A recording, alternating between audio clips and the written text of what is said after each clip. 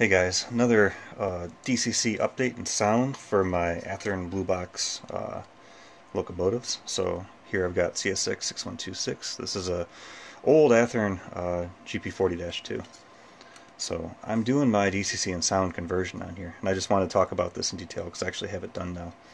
So I mentioned in a previous video that on these locomotives there's really no good place to mount the actual DCC converter or the DCC decoder. Right on top of the motor is typically where you can put them, and you can kind of get away. Like here's another one right on top there. I've just got a small piece of Velcro that's kind of just holding this really thin DCC board on there. I think that's an MRC, but even then it really kind of makes the lid on, it squishes it down. I generally don't like it there. Better place would be to put it back here, but there's obviously nowhere to put one. So what I did is I designed these little brackets. Just designed these in SolidWorks and printed these out in PETG on my 3D printer. And what they're designed to do is sit right here on the locomotive and give you a place to mount that DCC and decoder. An example here, so this is just a parts unit, another Athearn unit. This clip on the top. So I'm utilizing this to actually hold this plastic piece in place, so I don't need to actually glue it on or anything like that. So to install it, you remove the top clip there, which if the spring was there would hold down the brushes. And this little piece of plastic just kind of sits right in the top there. And then you take this, you clip it back on like that.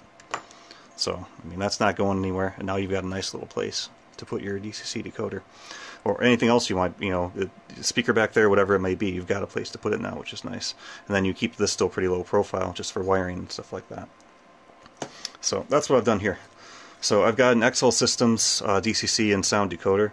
So this is the EMD version for the 645E, it's the turbo version of the 645, and it's got, I think, 7 other prime mover sounds on there as well. But these are actually pretty good sounding decoders, and they're not that expensive. They're, like I said, they're like $35.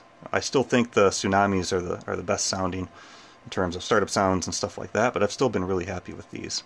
So I chose to use these basically on their size. I know there's other small ones too, but for the price and what you get with these, I've been really happy with them.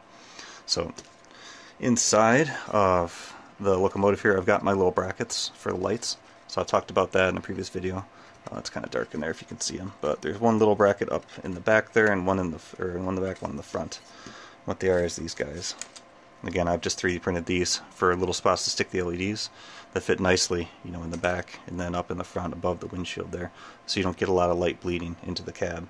And it just makes it easy to mount the LEDs in there, which is nice. So those sitting there. Then my speaker I've got sitting right here.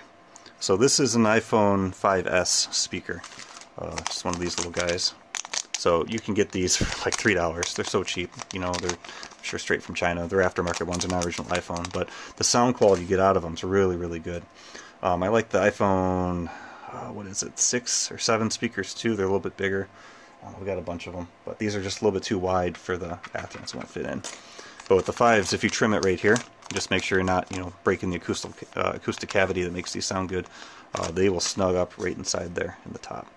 So I stick that there right in the top, and I usually put these facing forward. I like the sound to project a little bit more towards, the front for the horn and stuff like that. It does make a difference in terms of when you're sitting next to it where the sound is coming from, versus having it sound like it's coming from the back. The old Athearns don't have any real vents either, so you don't get any sound escaping there. So really the only sound that's escaping is just through the plastic itself and then out the front by the trucks where there's an opening right there. But anyway, that's kind of how I put these together. Just your standard Athearn wiring, good practices. Get rid of all the stupid metal pieces on there. Solder to the trucks too for the opposite side. They call it the negative side. Minus the 2 posts here, and then bond it all to the chassis.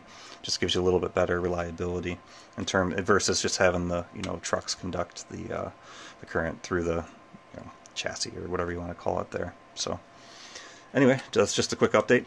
That's how I do these Athearn Blue Box, and this will work for the ready to rolls too, since they're essentially basically the same. This guy was actually ready to roll. You can identify them because they got the smaller shafts going to the trucks there. But it'll work for those. It'll work for the bigger locomotives too, like your ST45s, ST50s. Internally, I mean, pretty much all the Athearns are the same. So that's how I do it. So I'll have some updates here, some video of these things running with sound, so you can get a good idea of what they look like. But anyway, I hope that was interesting, and thanks for watching.